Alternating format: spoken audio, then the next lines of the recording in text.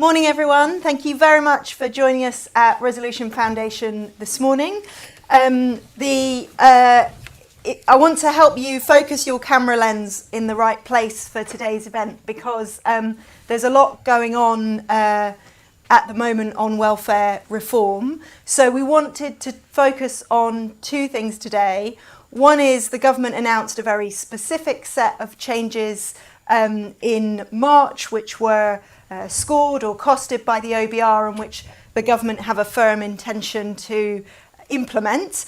On those changes, one of the debates that's been happening is whether the impact on employment will mitigate the losses experienced by people who will have lower benefits or who will lose their eligibility for benefits. And we have this morning published some research from Resolution Foundation about what those employment effects might be to inform that debate, particularly ahead of the legislation happening in Parliament. So we want to talk about that very specific question. And then we also wanted to zoom out a bit to talk about the government's broader green paper called Pathways to Work, which contains a huge number of changes to health and disability benefits, lots of proposals that haven't yet been decided upon, and where there's a lot of scope for improvement and reform. So we wanted to give some space to talk about those. We're not going to talk about the wider benefits landscape today, but clearly we are having the event in the context of really three benefits battles facing the government. One on winter fuel payments, the one we're talking about today on disability benefits, and one on child poverty, where the government is also due to publish a child poverty strategy.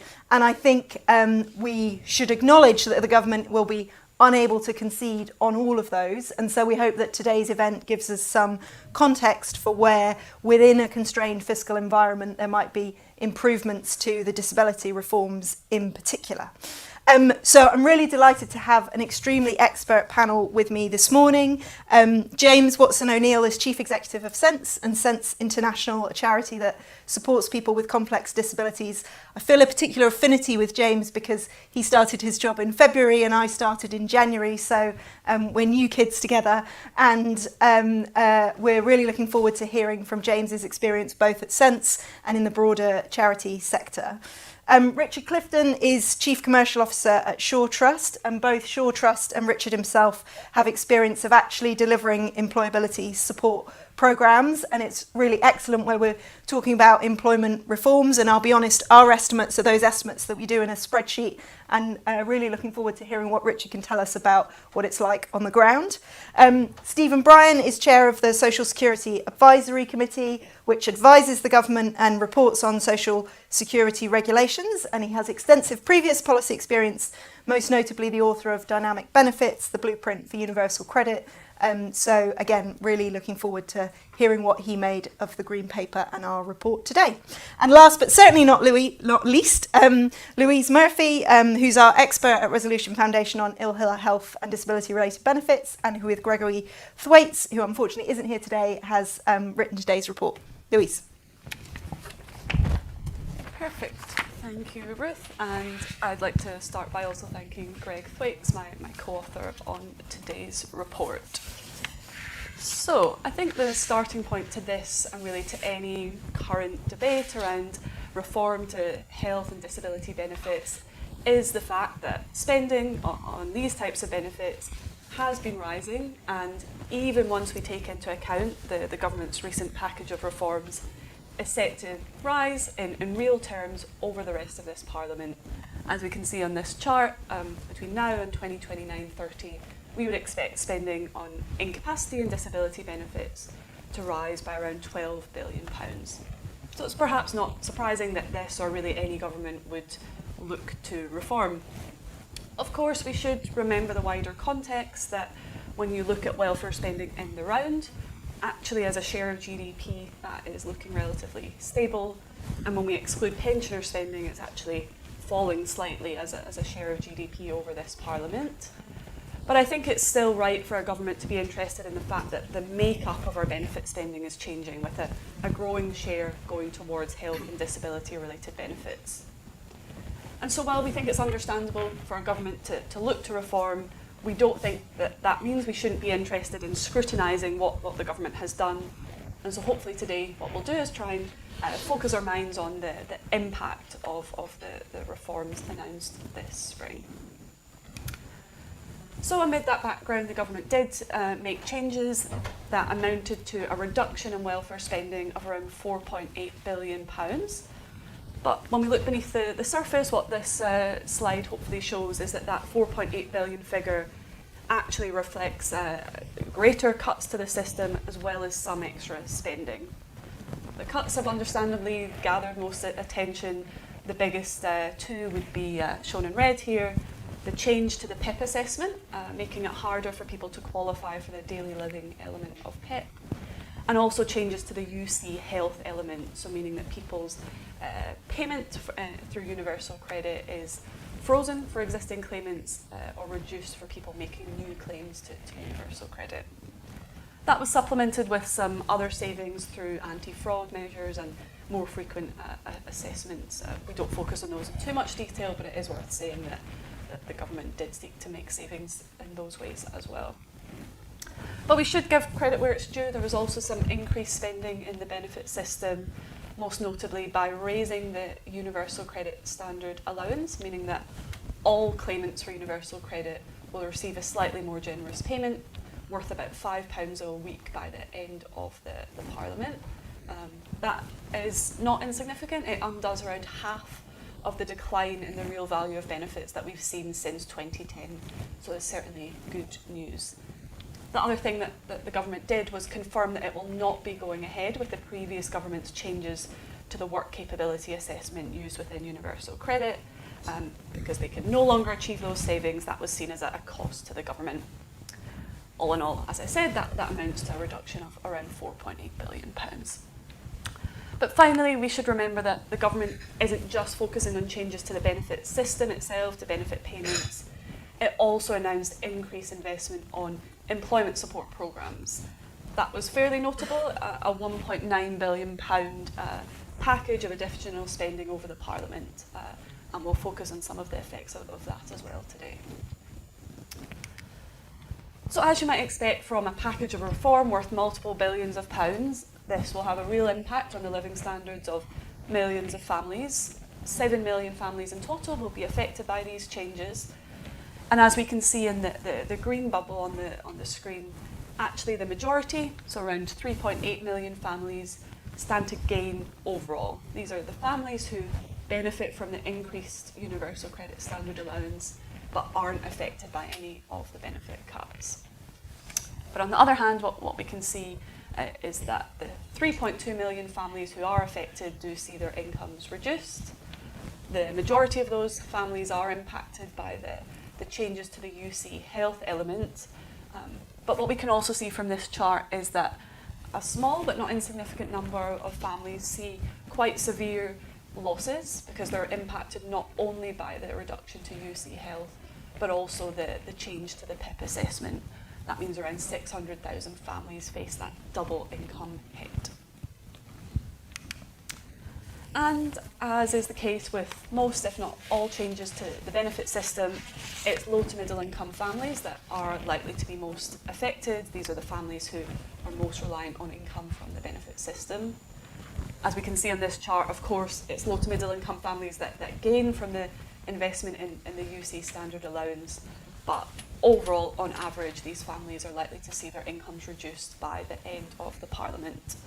And in total, around 2/3 of the package of benefit reform that the government announced this spring will be concentrated among families in the lower half of the income distribution. But when we look at the precise nature of these benefit reforms, we can also see some quite interesting patterns around who will be most affected. And in particular, when we look at the change to the PIP assessment, it's older claimants and those with musculoskeletal conditions who are most likely to lose support.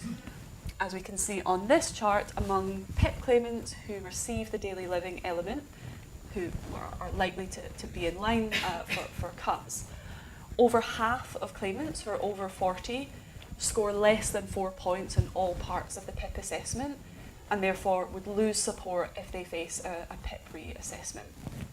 On the other hand, when you look at younger claimants in their teens or 20s, less than a quarter of claimants are likely to lose support. So there's a real difference there by age. Similarly, we can look at the conditions that PIP claimants report and see which types of people are likely to be affected. And it's really striking that over 3/4 of claimants whose main condition is arthritis or back pain are likely to lose support, whereas at the other end of the scale, when you look at people whose main condition is a learning disability or autism, very few are likely to be affected by these reforms, less than 1 in 10. And I think that is just worth bearing in mind, since it goes slightly against some of the rhetoric or the reporting that we've seen. Some people have suggested that this is benefit reform targeted at young people or solely affecting people with mental health conditions, and that is certainly not the case when we look at the data. And so, having announced this big package of reform that will hit the incomes of millions of families, the government is, perhaps unsurprisingly, trying to focus on what they see as the positives. And as Ruth mentioned, what the government is focusing on is the possible employment gains that might result from these changes. The Chancellor went as far as saying that she thinks instead of hitting people's incomes and pushing people into poverty, these changes will lead to increases in employment. And now, for those of you that might have looked in detail at the Green Paper and the impact assessment, that might seem slightly surprising, because the government itself has said that they expect these reforms to lead to 250,000 more people entering poverty, including 50,000 children. So how does the government square that circle? Well, at the moment it is able to say that because the OBR, who would usually estimate the employment impacts of reforms like this, have not yet done so. They said in the spring that they were unable to do the analysis that they might like to do because they were not given enough time or enough detail from the government. And so we're in this slight limbo stage where the government is able to assert that they think there will be an employment impact, but it doesn't have OBR numbers to back that up.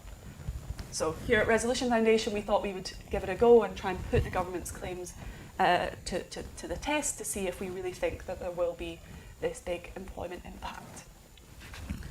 And what we find is that we do expect there to be significant increases in employment as a result of these benefit reforms.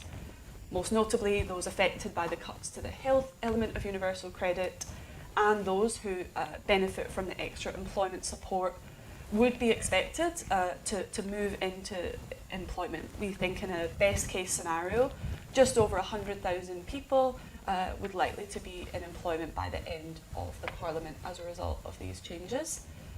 That's not insignificant, but what we think is important to remember is that this should not be seen as employment increases cushioning the cut to income that many millions of families will face. For example, when you compare these numbers, what we find is that only around 1 in 40 adults who are affected by these welfare cuts would be expected to move into employment, meaning that the other 39 out of 40 just face income hits and are likely to face poverty risks. For example, even if we were to assume a very unlikely but extreme scenario where all of these 100,000 extra jobs are taken up by people who have been moved into poverty as a result of these changes, that would only undo less than half of the extra poverty that the government expects. These reforms, even if that was to happen, would still lead to over 120,000 people being in poverty by the end of the Parliament. And so we think, in general, even though there's obviously uncertainty about these impacts, we think it's highly implausible that the employment gains will be big enough to fully offset the income losses that families will face. And when we think about why that is, why is it that the employment gains aren't big enough to mitigate these income losses, we think two things are important to bear in mind. The first, as we can see on the chart here, is that for a relatively small group of the affected families, around 800,000, who are affected by PIP cuts, they face fairly big income losses. If we're thinking about this in sort of economic theory, you might expect those people to respond to that big income loss by entering employment. But what we really need to bear in mind is that by definition, these 800,000 people are those who have a health condition or disability that might impact their ability to work. And particularly the fact that so many of the affected claimants are older adults, age 50 or in their 60s, means that their responsiveness to income shocks would be expected to be quite low. So that mitigates the possible increase in employment. On the other hand, a slightly bigger group of people are affected by cuts to universal credit. But what we should remember is that the nature of these benefit reforms that the government has announced are gradual. So by the end of the Parliament, most people affected by the UC health change only see their income frozen, and it's only new applicants who will see a real reduction in their benefit income. So we might expect in time, in the 2030s, for example, as more people face bigger income losses, that the employment increases would be even bigger. But we think within the context of this Parliament, the increases would be relatively modest. And the final thing to remember is that it's possible that the overall increase in employment might actually be less than we estimate if we take into account the possible negative employment impacts that could result from boosting the rate of the UC standard allowance. This is highly uncertain, but it's certainly possible that, for example, the OBR would take the view that by making the basic rate of universal credit slightly more generous, that will impact the work incentives that people face and mean that people might work less or choose not to work at all. And so that could offset some of the increases to employment that we estimate. And finally, as Ruth mentioned, we're keen today to think about some of the other things that were included in the Green Paper that might have gone unnoticed, as understandably we've been focusing on these big confirmed benefit cuts. We think in particular there's some good news that is worth stopping to think about. In particular, we think it's very welcome that the government is consulting on introducing a new unemployment insurance benefit. Not only would this benefit workers who would receive a more generous benefit payment, but we think it could be good for the economy more generally if workers are allowed to move into better matched jobs that might be more productive, helping the government with its growth agenda. But on the other hand, there's certainly some aspects of the Green Paper that we think are more concerning. For example, the consultation on removing the universal credit health element from young people under 22, we think it is very risky. Of course, it's right to do more to help young people who are out of work, but simply cutting the incomes of this already vulnerable group feels like a risky way of going about that. And then finally, if not quite the ugly, certainly one of the messy aspects of the government's reform agenda is its plan to remove the work capability assessment that's used within universal credit and instead use the PIP test, not just for PIP but also for universal credit. Why we think that's messy is that there are quite a lot of moving parts happening at once here. There's the confirmed change to the PIP assessment. The government has also just recently launched a review into PIP, and at the same time is thinking of changing how the PIP test is used. So I think there's scope for this to end up in quite a complicated space, and that's before we even think about, for example, how this will operate in Scotland, where PIP is devolved and being replaced by adult disability payment. So I think there's lots to think about there in terms of how this is implemented. And so in general, I think hopefully it's clear that there's a lot in this Green Paper. It certainly paints a vision of how the government wants the benefit system to operate in the future, but we think that the government should tread carefully when it's implementing these reforms so as to protect the living standards of low to middle income families. Thanks, Louise. That was great, Louise, thank you. And I might just add two things before I turn to our panel. I mean, one is obviously the kind of premise of this report accepts an economist's view of the world that broadly people's labour supply depends on their income and is quite sensitive to their income. And so broadly the estimates Louise has shown you assume that when you cut benefits, you do get some positive employment response. But I'm delighted to be joined by a panel who can kind of tell us about the real world and how it may or may not match that theory. The second is, we talked about the fact that there's this absence of estimates from the OBR. I think the government could have provided us with an employment estimate, and it could still provide us with its own estimate ahead of legislation. It provided us yesterday with an estimate, for example, of the economic effect of closer relations with Europe. There is nothing about the OBR that stops the government telling us about what it thinks the economic effects of its policies are. And so while we don't have an OBR assessment, and we now have a Resolution Foundation assessment, I think what we would all actually like to know is the government's own assessment of employment effects, because these numbers are uncertain. But James, over to you. What did you make of it? Thank you. Thanks, Louise. The report's really welcome, and I think the more opportunity there is to shine a light on the real consequences of what's being proposed is really important. So I work at Sense, the disability charity. It's our 70th anniversary this year, and we've been working with disabled people with complex needs for that entire period of time. And as you mentioned, I'm new in my role, so I've been touring the country, meeting colleagues, visiting services, meeting the people that we support. So my perspective and my colleagues' perspective on the Green Paper is very much through the lens of disabled people with complex needs.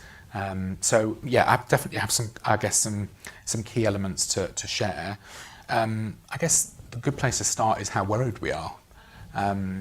This work can often become quite technical, and I'm no economist, so bear with me. But it feels really terrible. And when I've had the opportunity to meet with government ministers, it sort of feels like they also feel it's terrible. So I don't want us to lose the feeling of it. This is an awful set of proposals, and I think the information I have chimes up straight with what you've been talking through, Louise. 250,000 people into poverty by 2030. Some of this stuff, hits really hard and is really important for us to stay with us. I think it's really important for us to notice who is bearing the brunt of the reforms, and it's disabled people. And I worry that, and I've said this to lots of people, I'm waiting for someone to really take any notice, I worry that we're misunderstanding what disability is. Disabled people have told us what disability is, right? There's a social model of disability. We understand that disability is not a noun, it's a verb. It happens to us. And yet the reforms, the proposals really seem to misunderstand that key tenet of disability. So as a charity supporting disabled people with very complex needs, I think we are in a good position to understand the complexity of disabling barriers, but also significant health conditions and what that means. But I worry that the conversation and the government's proposals have not got that right. You touched on the reforms to, I hate this jargon, the limited capability for work and work-related activity. And it feels bizarre to me that those cuts will be for the people who face not only the greatest barriers to employment, but also to independent living. So we're all kind of going like this. How does it make any sense? The key element for us, and a point I think we want to keep making throughout this debate, is that the government says the changes will incentivise work, but not every disabled person can work. Can we confront the reality of that? I met a woman last week in one of our services in Manchester who welcomed me into her flat, and we talked about her life experience. A young woman, I would guess she was in her mid-20s. It would be clear to all of us, if you all had the privilege I had of spending time with her in her flat, she is never going to work. She's never going to work. Where are those disabled people in these reforms? I don't think it's okay for disabled people with complex needs to be missing from these proposals, because it feels like they are. I think the right to live independently should not be contingent on whether somebody can work. So there's some really key kind of human rights elements to this, I think. Our own research has found that almost half of disabled people with complex needs in the limited capability for work work-related activity group already go without the support and equipment they need because they can't afford it. So how does worsening the situation that that group of people is in help anybody in any way? It doesn't make sense. So we've heard from lots of disabled people that they're really concerned, and from families of disabled people with complex needs who have set up their life plan on the expectation that their children, for example, will start to receive certain benefits at a certain level at a certain age, and all of that is at significant risk. So I'll end with 3 stats, if I may, and apologies if I'm repeating some of what you've said. And some of this is from DWP's own figures. So 3.2 million people will lose out as a result of the whole package of benefit reforms, with an average loss of £1,720 a year. 250,000 people will be driven into relative poverty by the reforms by 2030, and 20% of all families with a disabled person will be worse off as a result of these changes. Sorry, what are we doing? It leaves us at Sense really, really concerned, and the plea from us is work with us and other disability organisations too, because it's really important that we put disabled people in the centre of this debate, and I don't think disabled people are currently. Thank you, James.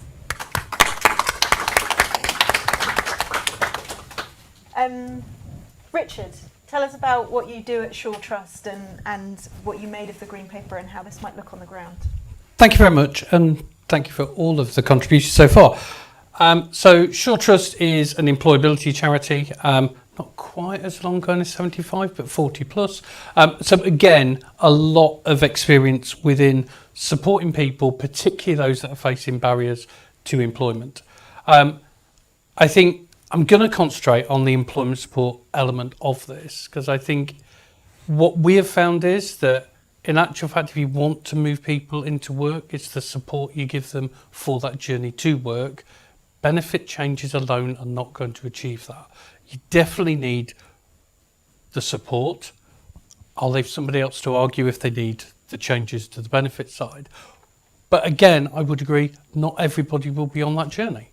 And I think we have to be honest about those that want to and are able to move into work. Now, there are a large group of people there, and they can be supported and supported properly. And I think what we've learned is that the support you need to give somebody is very individualised. Everybody is different. It isn't a one-size-fits-all. So when you are working, particularly with groups who have health problems and disabilities, you need to look at, okay, how can we support them? A 4-minute interview within a job centre is not going to crack that problem.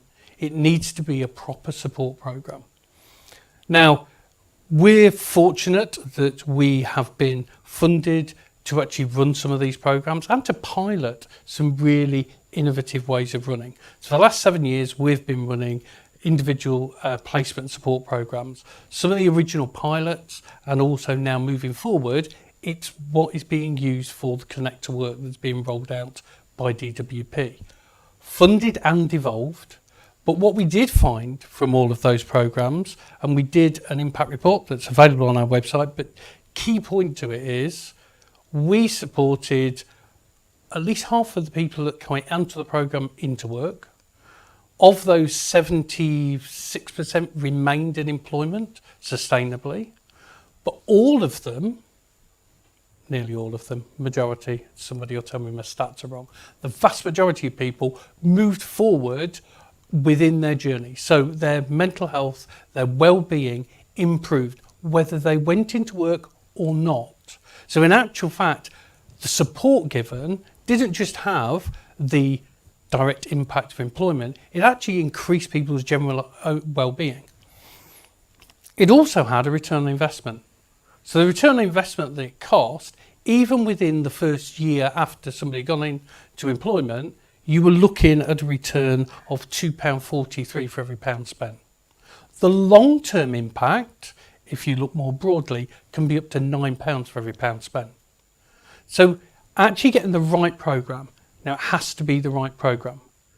That works to a fidelity standard where it is a quality programme that meets a set criteria, and we are an exemplar organisation, and actually reviewed and judged as being one. So it can't just be throw money at anybody running employment support. You need it in a structured way, but it really does work. I think looking at the proposals, and it only dawned on me when I was sat here and we were talking earlier about why things have been pushed back. I think what is built into this, so Connect to Work is being rolled out already. That isn't this money. This money is over and above that. It suggests to me it's going to be a payment by results programme, which probably means it's going to be a nationally procured programme, not a devolved programme. And it's payment by results. The reason all the money's at the back end is we will need providers to run the programme at a lot lower cost of their, and sort of cover that with the expectation they'll recoup their investment later on. Same way we had work and health programmes, same way we have Restart and everything else. So I think that reading between the lines is where that adds up. Actually, I'm not opposed to that. I think having a combination of programmes, of having local programmes that are devolved and work well for integration locally, and an overall programme which is a universal programme that can support a broad range of people is really good use of government money and will get return on investment. Final bit I would say is devolution is really important, but so is the integration at a local level. So what we have seen, and our programme in West London in partnership with West London Alliance and the ICBs in the area, has proved that if we can actually get everybody working together, we have advisors that are sat in GPs. They're not sat in job centres, sat in GPs, because that's where people actually trust they'll get the right advice. I really am a little bit nervous of actually putting stuff into job centres, because there are a lot of individuals that are inactive at the moment who will fear going into a job centre for all the benefits, reasons, and everything else. Where we get the best impact is actually in the community, in community centres, in GP surgeries, in mental health teams, to actually work with people and help them make their journey into employment, not being forced, yes, you must do this, yes, you must do that, and feel as though they're in control. That's the important bit. It works. We just need to fund it properly and have more of it. We'll get the return on investment. Thanks, Richard.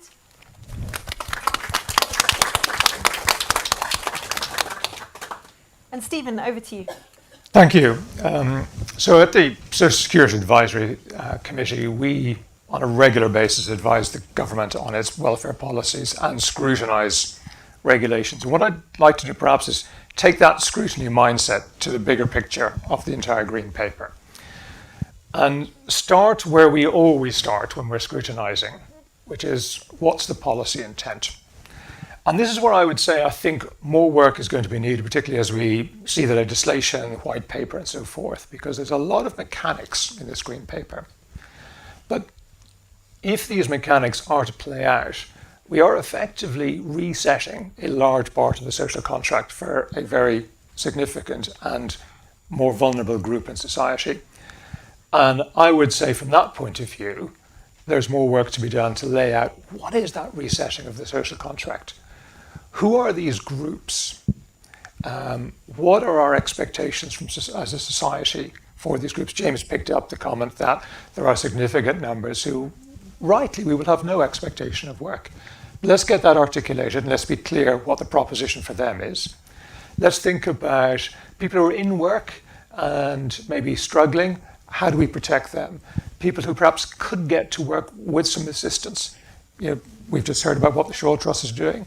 And then maybe in other groups where a lot of help and a longer journey is needed. So we would certainly be encouraging the government to unpack that vision with greater degrees of tangibility and specificity about what we're trying to achieve and what is that social contract. And to say, for example, on the financial side, you know, implicitly what we're inferring is that, you know, comorbidities, confounding challenges to people and their disability are becoming less important than the need to provide financial support for those with acute symptoms. If you think about the 4 points, I'm trying to deconstruct the 4 points as a mechanical thing, but what are we really effectively saying is people with multiple moderate conditions are not as deserving of financial support as those with one very severe condition. Let's have that debate.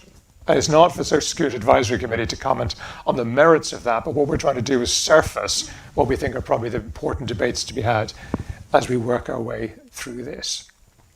I think the next thing that we are going to be really keen to see is substantive impact assessments and quality impact assessments. We had that comment earlier on about the employment impact, for example. Where we will come out is to say, look, the Secretary of State has a privilege and responsibility as a member of the Cabinet to drive policy in this area. And it's not for us to challenge the merits or demerits of her high-level political and policy decisions. But they need to be implemented well and they need to be thought through. Therefore, it's essential that we as a committee, but also society, is really clear about the trade-offs. And we know the full employment impacts. We have segmented views about who's going to be experiencing poverty, who's not, who's expected to get into employment and why. And to James's point, yes, this affects a protected group in terms of disabled people, and therefore we'll want to see exactly who, with what conditions, under what circumstances are those impacts going to be felt. Again, our take would be that as an advisory committee, so long as that information is clear, and those who are providing political oversight, i.e. in Parliament, as long as they know this and are happy and vote for it, that's not our job to challenge that, but our job is very definitely to make sure and to reinforce the argument that says we need the detail here to be able to see. And I would say, look, there's work to be done. I think, the good point about we shouldn't be expecting DWP to be leaning on the OBR, and we've said that in a number of letters to the Secretary of State. We expect DWP to be producing its own analysis. The OBR can validate it and they can come to a reconciliation. But actually, it's really important that DWP knows and has a view about the impact of its own policies rather than asking other people to mark their homework. So we're strong advocates of DWP analysts providing their own point of view and owning it. I think then as we work our way through to this trade-off between a desire to save money and a desire to get people back into work, we would be looking to see that there's a stronger theory of change about how do you get people into work, and then how does that get reflected in the emerging conditionality system.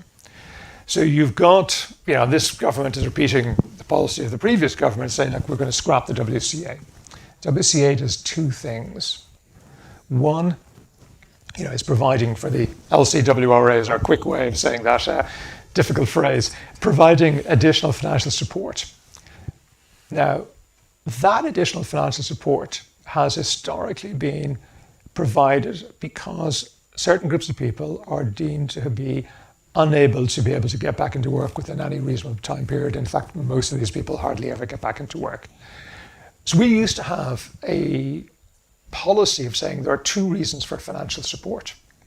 There has been a financial support provided for those with extra cost of disability, aka PIP, DLA beforehand, and financial support for those who are expected to be long-term unemployed because that longer stretch of unemployment has further poverty consequences than those who are expecting to be coming in and out of work.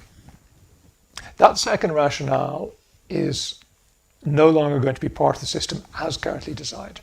Now, with the PIP review, I think there's some interesting discussions to be had about who are going to be the new groups coming in to PIP and what's the rationale and how do we establish a framework that says these are the reasons why somebody should be provided with extra financial support. There's a cost of living angle to it, there may be something else to it.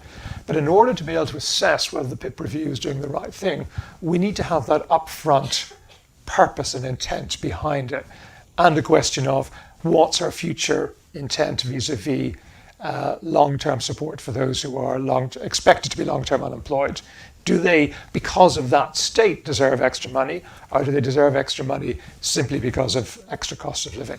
That's a sort of policy philosophical question that we think is well worth articulating, at least if nothing else, to allow us to then scrutinise on the basis of that intent. And then finally, on the other part of this trade-off, the issue around employment support. We have scrutinised many regulations where the government says they're going to get so many hundreds of thousands of people back into work. And time again, we have criticised previous governments, and to an extent I can anticipate challenging this government on show us the beef. How are you going to do it? Provide convincing evidence. And this is where I think we have a lot of work to do. And it's, this is much bigger than just simply a policy change. I think there's a real need to build up institutional knowledge about a theory of change, about how do you get people into work. And that theory of change needs to be flexible enough to be able to consider a wide spectrum. Yeah, and historically, if you go back to a famous Treasury supported and sponsored trial back in the mid-2000s about signing on, frequency of signing on, that was the theory of change. That supported a massive policy, which is more frequent signing on, hassle factor gets people more into work. And that was the sum total of the sort of institutional knowledge about how to get people into work. Now, there's huge amounts of on-the-ground knowledge. I'm not saying there isn't. But if you think about how does that get into policy? So I think the big challenge of the next few years is finding a route to take all the great work that Shaw Trust and others are doing and synthesizing it into a theory of change that will then provide, in effect, the intellectual basis behind a conditionality regime that provides a meaningful framework that you can then say, okay, within that conditionality regime, I can see how I can operate, and there'll be others over here operating like this. We've got a mismatch at the moment between a conditionality regime that's very much based on evidence from 20 years ago in a very narrow world, and the need to have very personalized, complex support. And we recognize that, but our policy and our operational views of the world need to come much closer together. And that's certainly what we would be looking for over the coming years.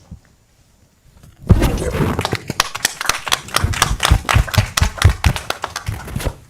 So I'll come to the room for questions in a minute. I wonder if we might start where you just finished, Stephen, on this question of conditionality regimes, employment support, stepping back a little bit from the specific numbers. What might the government change in order to improve things there?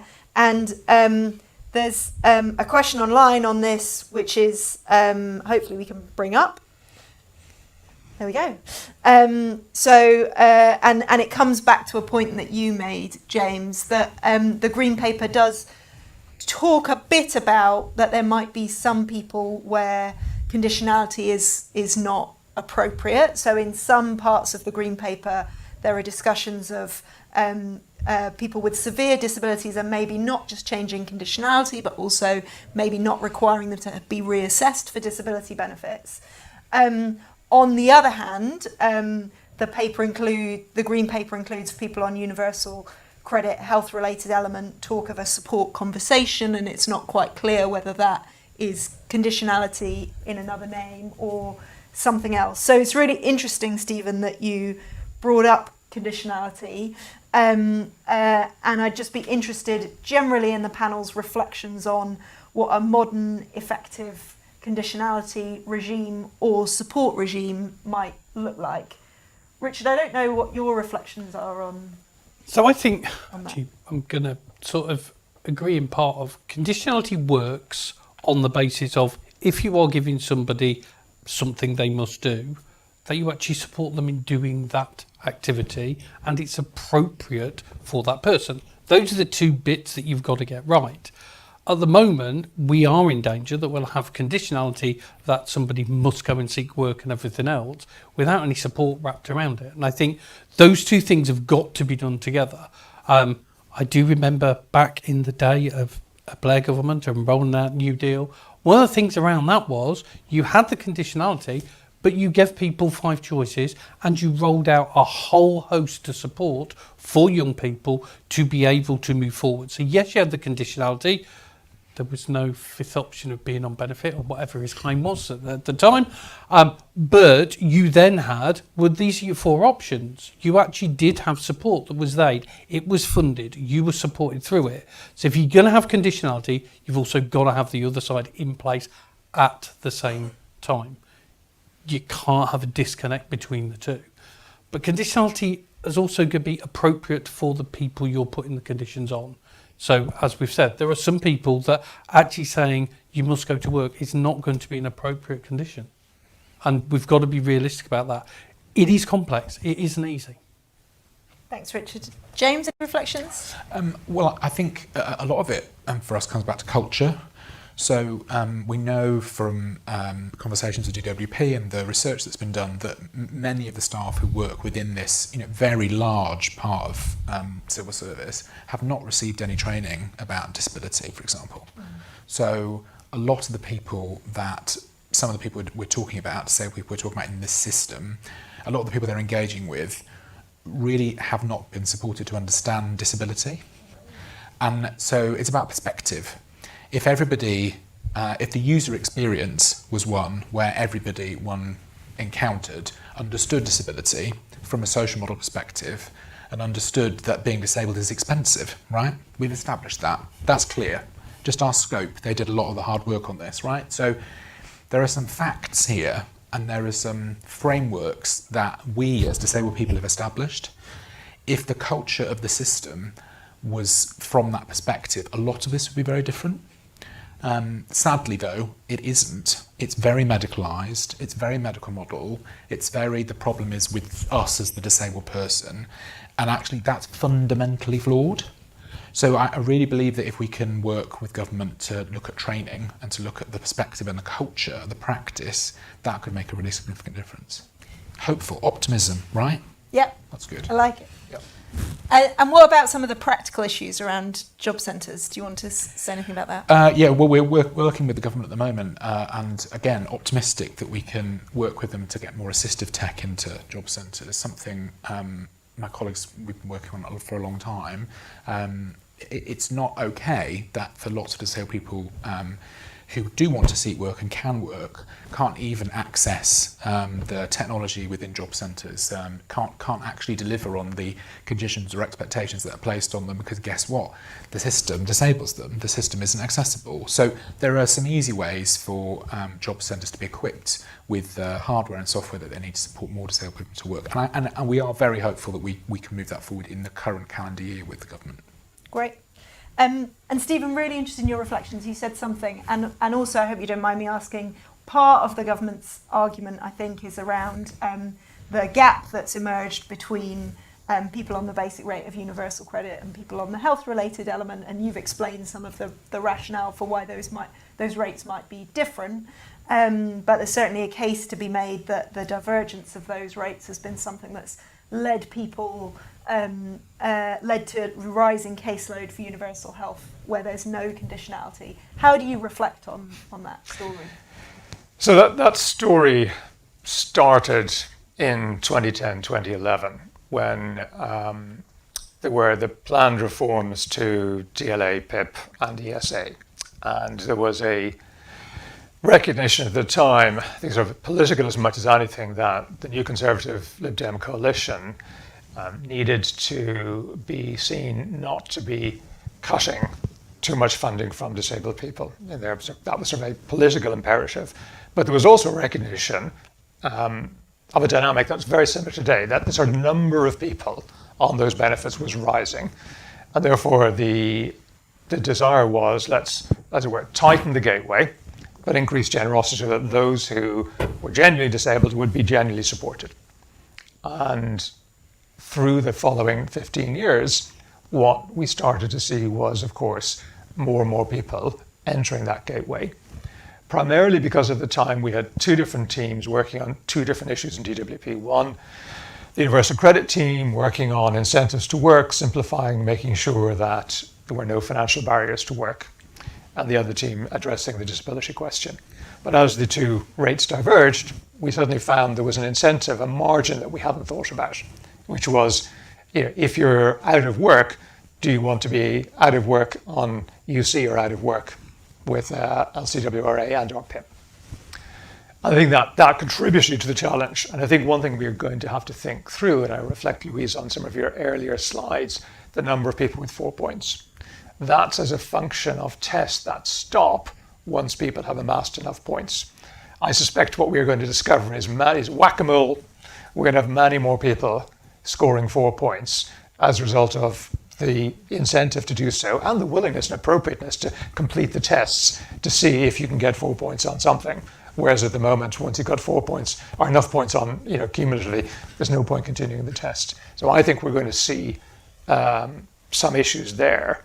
So I think the other thing is then it's really important that within DWP, I think that system design looks holistically at the question of all the decisions and choices people have, and that all the different benefits and all the different incentives are considered. So we're taking a holistic, I think, James, I hope you'd encourage this, that we take a very holistic view of the individual, the state support, the state incentives, and reflect on groups of people in different situations. And are we, in effect, providing the right support and the right incentives to achieve, a mutual goal for that individual? I think one of the things that we at SAC are looking into is the early journey of people. So to the point about the age 22 issue is, as people go from 16 to 18 to 22, they are effectively moving from being a child within a benefit unit to something in the middle, to being a genuinely independent person with their own personal entitlement to benefits. What are the incentives that people have as they go through that route, and particularly those who are in more disadvantaged positions, parents on universal credit? What's the deal around apprenticeships, for example? And are we actually, if we think about it from that point of view, is the system encouraging people to invest for their own future? Young carers, another challenging point, where actually the rules around the number of hours of educational work can actually mean that in the short term, young carers are actually inhibited from investing in their own futures. And then I think the issue now with the 22 is, I don't have an opinion on it, but it sort of raised the question about the support for disabled people and their pathway from being, as it were, dependent children to independent adults goes through a few stages over 4, 5, 6 years. And when we look at it like that holistically, have we got the right support system and the right incentive system to help people achieve what we collectively should be aiming for them in their sort of genesis into adulthood?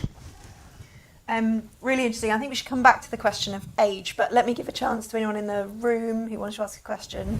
Heather at the back. Alex, should we go there first?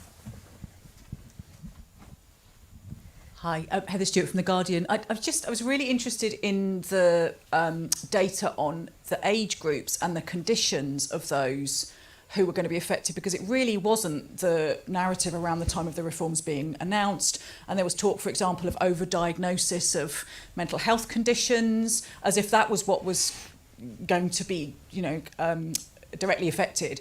I wonder whether the panel had any reflections on that particular group of kind of over 60-year-olds with musculoskeletal conditions, back pain, etc., and the extent to which, how should the system deal with those people? Is it through back to work support, or is it should they be doing more to help employers to hang on to those people by adapting, or what is it we can do for those people, or is there a risk that they essentially just get kind of left on a shelf as a result of these reforms? Yeah, really interesting, Heather. Let's take Chris's question as well, and then I'll come to the panel. Yeah, Chris Smythe, The Times. Sorry, can you wait for the mic, or people online can't hear?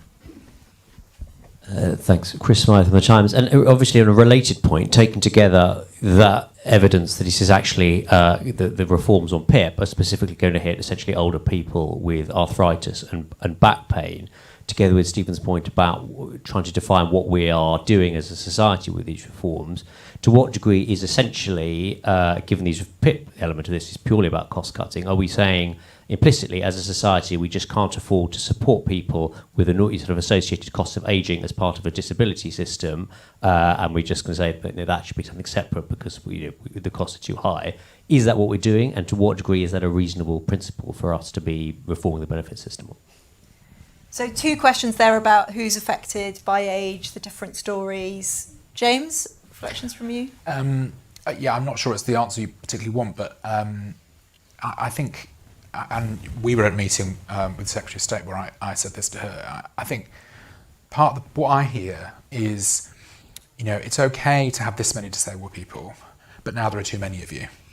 That's what I hear. I hear like, oh, no, now it's a problem. Now that more people need access to work support, and more, I'm like, hang on, the whole construct of the conversation is wrong. It was okay. We're talking about a system that it was designed for people who are mostly non-disabled, straight, white. This is truly what's happening, right? And guess what? The system doesn't work if people are different, and people are different.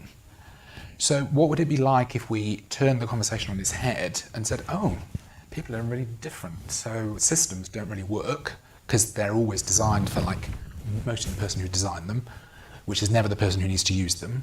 So what if we did it really differently? That would be a really fascinating conversation.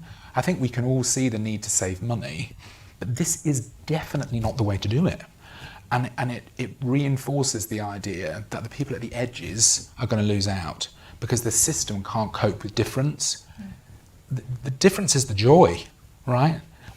What the disabled people's community, lots of communities of minoritised people, teach us that difference is good. End of sentence, right?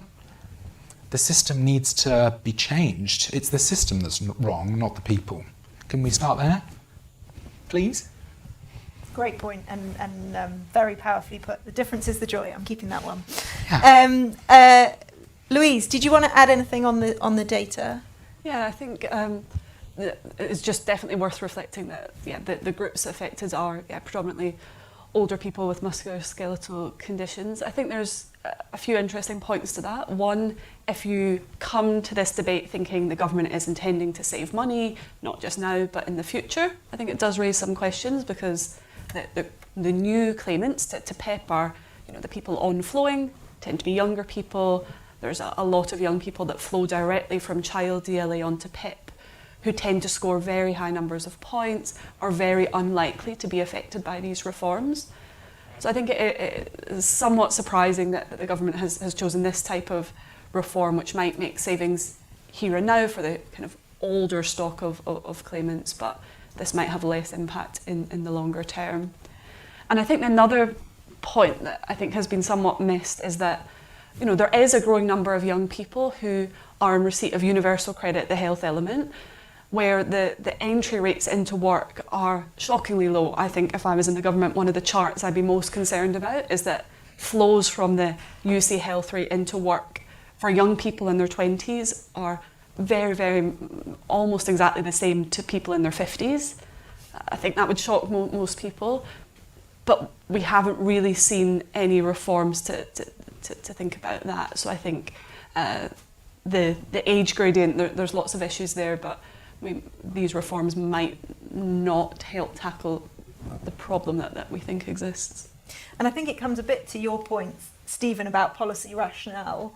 And there is one rationale which is, and Louise, you've done some work on some of the rise in the caseload is because we have an ageing working population. We don't just have more retirees, so some of it is to be expected, and there's no kind of mystery to it, and there are questions then about how as a country we want to pay for that and what level of support we think we can afford. That is quite different from some very particular things that seem to be happening to young people and the higher rates of claims for that group and what is driving that and the low rates into employment. But the kind of the matching between the rationale and the reforms seems a little bit missing. So for example, on young people, I'm stealing Louise's work, but I think the kind of rise in caseloads is sort of people in their 20s, is that right, Louise? But the quite the measure that we mentioned around removing UC health is for people under 22, which is not quite where the trends have been so striking. So there seems to be some mismatch there. But Stephen, sorry, that wasn't really a question. So I think, let me answer at the high level and the low level. I think at the high level, the government has been pretty clear about its rationale, about the issue. I mean, James, you will argue from a policy point against it, but I think as I'm sitting here from our perspective, it's a pretty clear high level. We're spending too much money on this. We can't afford it. The trends have been going in the wrong direction. We need to do something about it. I'm not trying to be specific or coherent, but that's a very big, I think, clear message. The next level down, I think, is where the rubber meets the road, and where I would hope that as these plans progress, we get a lot more specificity about the intention. And I would hope that the purpose of changes at the younger age group is spelt out with more purpose, so that we can see, okay, this is the diagnosis of the problem, this is what we want to see happen, and here's why the 22 age limit is going to do a good job for us. And I think we're waiting to see that, and as and when there are regulations for us to scrutinise, we'll want to make sure that's clear. So I feel like the top level is pretty clear, if a little high level, but we need to get the next few layers down, and I think that's where there needs to be quite a substantive public debate as well about it. And Richard Shaw Trust does a lot of work with young people, and I don't know whether you've also got a magic answer to Heather's question about the support that's appropriate for kind of older people. I'll try and do both. Actually, I'll start with the older people end of it, because it's something we've identified within the impact report we had. Actually, the return to employment was slightly lower for that age group, although could be supported. We're also doing some pilots on musculoskeletal impact pathways that we're doing within West London. I would say the bit we all seem to forget on the older age group is a lot of these people, or we're all going to acquire long-term health problems or disabilities over the course of our life. So we need to plan for it. The people we don't have the conversation with is the employers within this quite often. And I think one thing that IPS model does is it actually brokers a lot of that conversation with people. So around 5,000 and 19,000 in our impact study were actually people who were in work or on sick but still in employment, and we actually saw 70% of those secure other work because they could go through, and we found ways of either working with the employer directly to change what actually their role was within it, or have honest conversation with them. You can't do this work anymore, but let's find you something that you can do.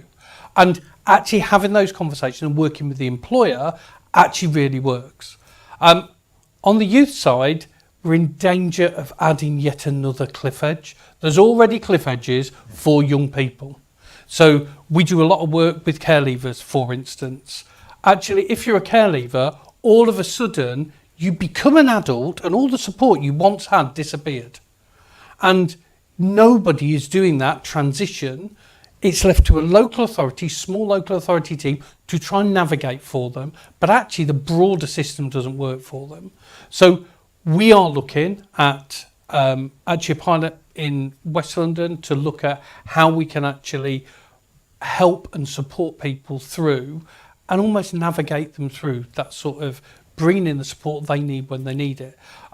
And we'll sort of see the foundation will be putting out the impact of that. I think there are other bits that we need to be doing as far as young people are concerned. So we do a lot of work within schools. We do a lot of work actually of people moving out. So you have supporting internships. We use a lot. We do a lot of work with TfL. And supporting internships have been brilliant, and working with them to give people, a lot of which neurodiverse, people with learning disabilities, young people who would not get a chance normally, are going on and being very successful in getting jobs. It's a real high proportion of them actually secure long-term employment, either with TfL or one of their contractors. But that opportunity, with some of the other changes that are happening within the benefit system, could be undermined. So we haven't talked about access to work, but some of the period in which we can claim support for them while they're in training is actually being shrunk as part of some of these changes. Actually 6 months, which support they'll get, may not be enough for them to actually get to employment. So we've got to be really careful that some of this could have ongoing impact to some of those programs working. Got to really avoid the cliff edges and have those conversations of what's the broader impact, what are we trying to do.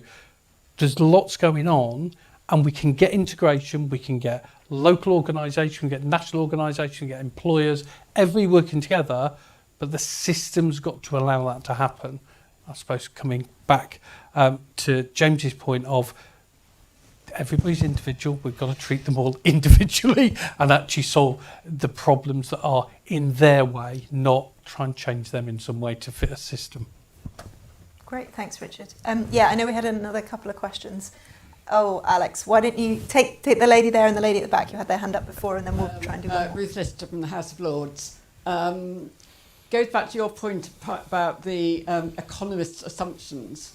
No one has talked about the way that, I mean, PIP is not an out-of-work benefit. It's people in work as well. And I know of people who have said, I don't think I'd be able to carry on with paid work if I don't get PIP. So to what extent, I don't know whether that's something that you've taken into account.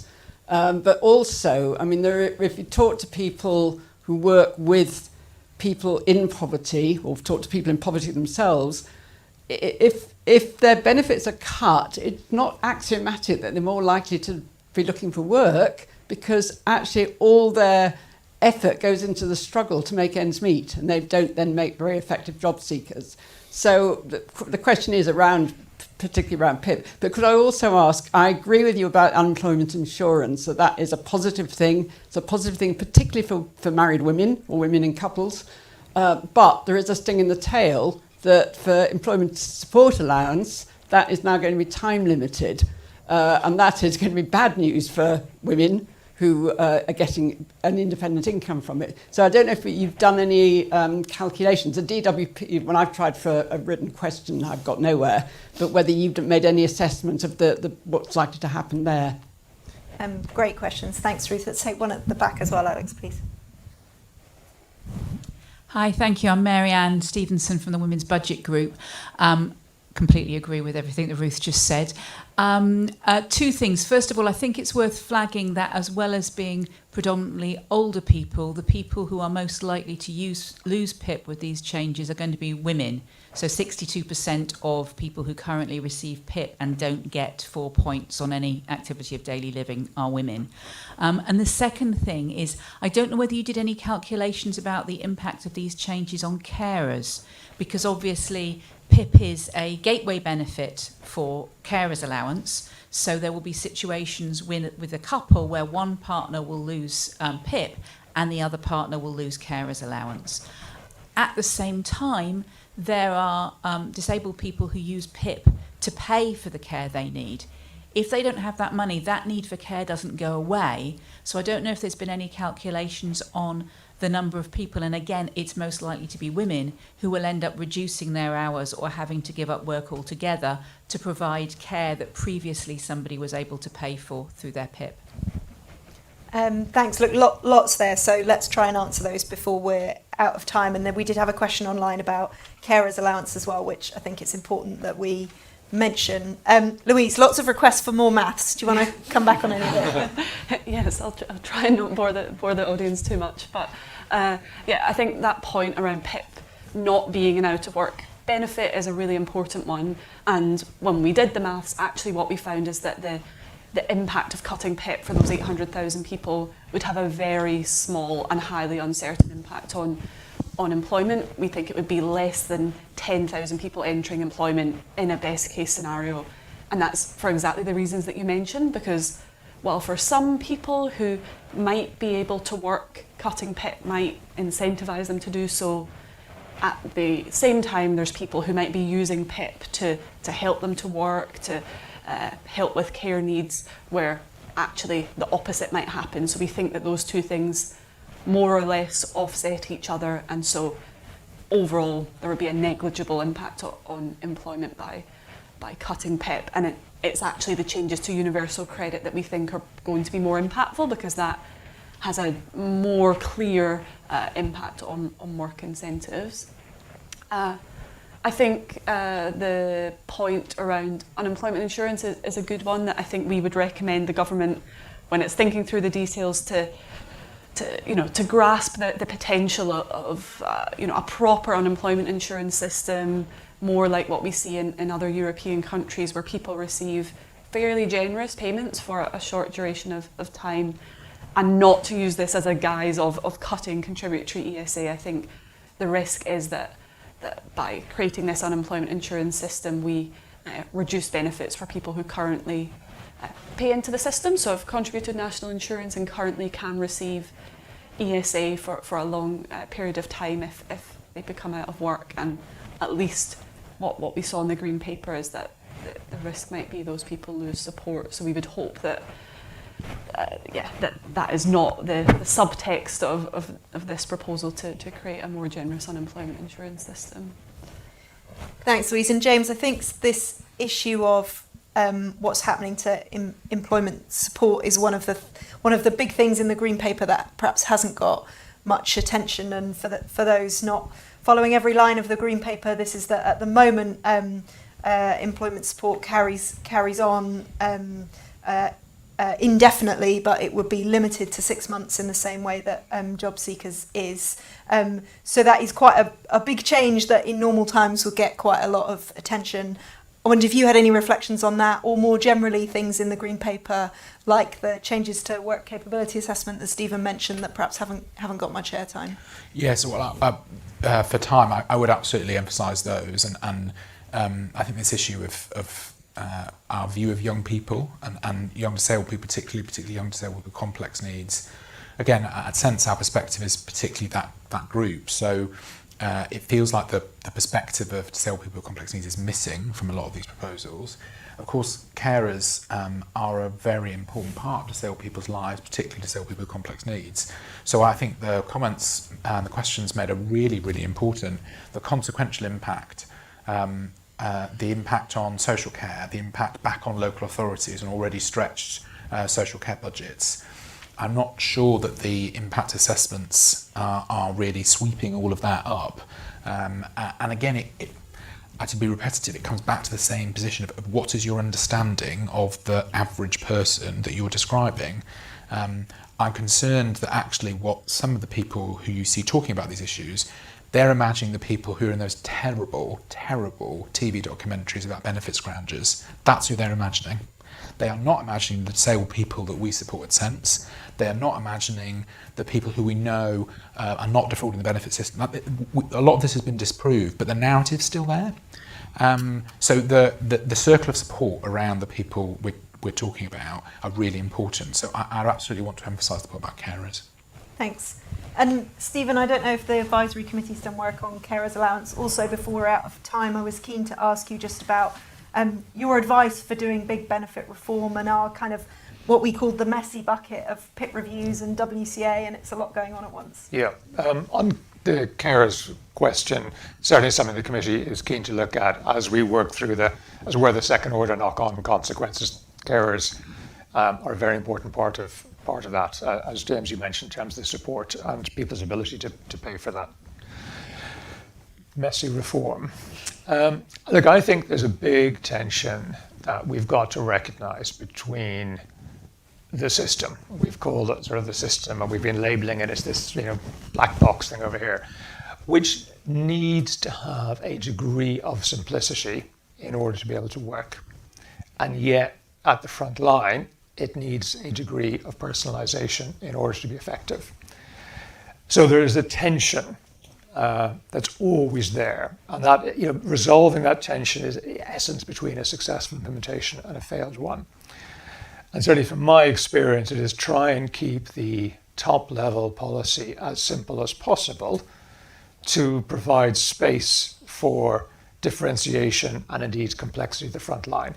If you create an over-complex policy at the top, you're going to have gazillions of exemptions and reworks and workarounds at the bottom. So you want to try and keep it fairly simple, fairly straightforward, principles-led, and allow for as much flexibility, guided flexibility. I think the point is we've also got to make sure that the purpose and the intent of the policy works its way through the implementation, but that when you're talking about real people and real situations, there's enough flexibility.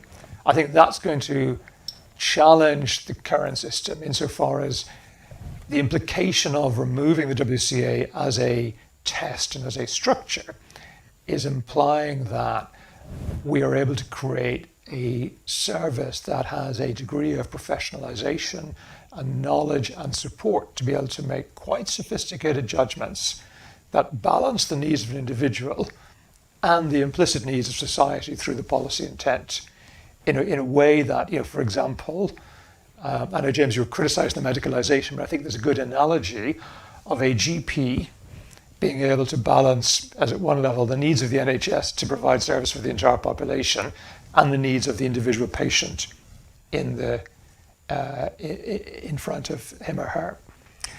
And I think what we've got is a system that is not yet ready to do that. So I think as part of the development of any new policy will also be the development of an operating model that ensures that you've got the sophistication, the knowledge, the guidance, and the professional skill and indeed time to be able to make the right judgment guided by policy. That's hard. So I keep it simple at the top and then invest at the front line to be able to make it work. Thanks, Stephen. And Richard, any reflections you wanted to add? We're slightly over time. No, just quickly, I would say, we coming back to the time bit, we are trying to push these changes through very quickly and not thinking of how we put in the support in place. There is a lot of support organisations there who used to run the work and health programme and have stopped to do that. We're going to start to lose capability in the sector. So in actual fact, the department needs to move quickly to say what they're going to do with that, so we don't actually lose expertise that can offer this support, because that will start to disappear away. Well, I think that's a really powerful point, and it's been great to hear today about how employment support can make a difference. And one of the things we're saying in our report, your point on pay by results noted, is that having that investment brought forward is something the government could do in the spending review, and it sounds like there's reasons on the ground why getting that support in place quickly would also not lose expertise. I think, Stephen, you've made some really powerful points about policy rationale and having that being clear as a really important way to do benefit reform. And when we look at who is affected, I think this kind of, why is it a 4-point minimum? If you do want to toughen the test, why a 4-point minimum is the way to do that is something that we haven't, I don't think, heard from the government. And James, it's you've made us some really powerful points for us today about not losing the feeling and having disabled people at the heart. And it is a totally inadequate response to that. But I think there are the details of this bill, as well as the cuts, I think will matter for that feeling. And one of the things that we're very worried about at Resolution Foundation is whether people will have any notice if people are going to lose what are very significant amounts of money at the moment. If you're reassessed, you lose that money immediately the following month. It would not break the fiscal bank to give people 6 months notice, for example. So thank you very much for joining us today. Really interesting discussion. Huge thanks to the panel.